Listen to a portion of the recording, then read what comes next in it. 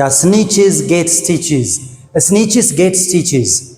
snitch ማድረግ አንድ ነገር ማቃጠር you tell someone you betray someone መክዳት ተመልሶ እናንተን ይቀጣል እንደማለት ነው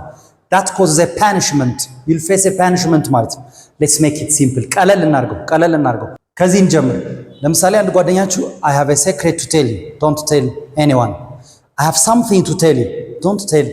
anyone ስትሉ of course but let's keep this between us ማለት በእኔና ባንተ ብቻ ይቅር ማለት ነው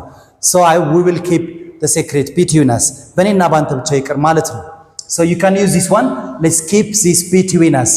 ከዛ ምን ይላል ጓደኛችሁ yeah I know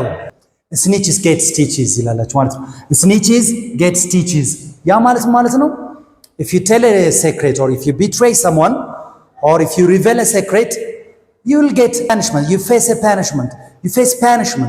face a serious problem ማለት ነው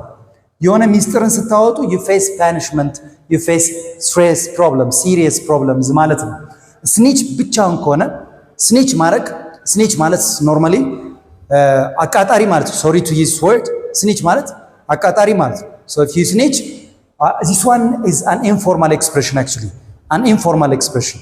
ስለዚህ ማቃጠር ተመልሶ እናንተን ይጎዳል እናንተን ፓኒሽ ያደርጋል ማለት ነው ወይም ፕሮብለም ይገጥማችኋል መልሶ ማለት ነው ከዛ you add ትጨምራላችሁ too much talking that means loose lips sink ships ያ ማለት too much talking can cause a problem ማለት ነው ያ ማለት loose lips can imagine ልቅ የሆነ ወሬ ልቅ የሆነ አፍ ምንድነው ጀልባን ያሰምጣል እንደማለት ነው so loose lips sink ships ይሆናል loose lips sink ships okay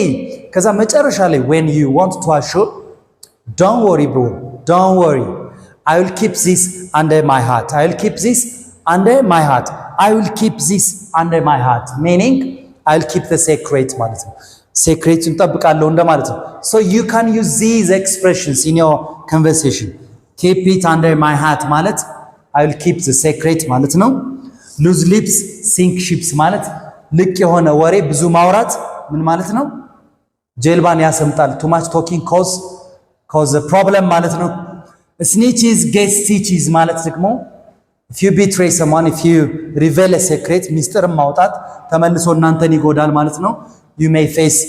serious problem ማለት ነው let's keep this between us all right ይሄንን እስኪ በእኔና በእናንተ ብቻ ይቅር let's keep this between us I hope you have enjoyed it this is Morash English think English and speak English thank you